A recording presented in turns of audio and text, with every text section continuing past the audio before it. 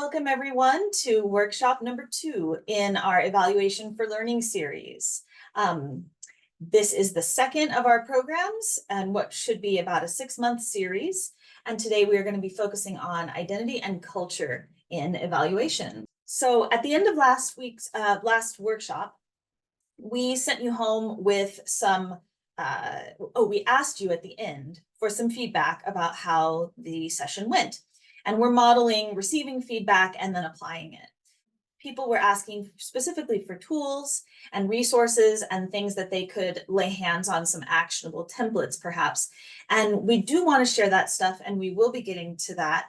But we've also wanted to point out that by its very nature, being culturally responsive in our evaluation means that we can't necessarily follow a uniform checklist. And one tool that one of us may have in our back pockets is not going to be applicable to everyone or every community. That's just kind of the way it goes with this work. So we're trying to balance the desire for tools, which we hope to share, but also wanting to give you a deeper understanding of the principles of evaluation so that we can empower you to use inclusive approaches and develop something that works for you. So we're going to do a little activity to ground ourselves in preparation for this. So I'm going to invite each person to take 5 minutes total to either draw or write. This is on your own, and respond to the first 2 questions here.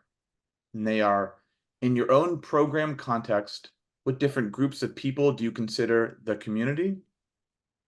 And the second question is, how would you describe your relationship with those communities?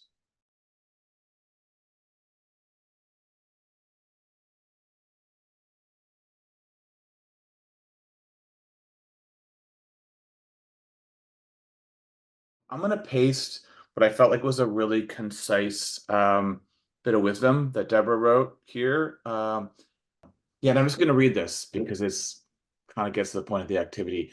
The concepts of community and identity are intricately linked.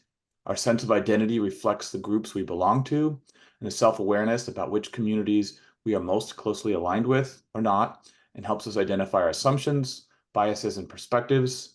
And it's easy to unconsciously design our evaluations and programs in a way that works best for people like us. And I invite you just to kind of hold that as we move through the rest of the day.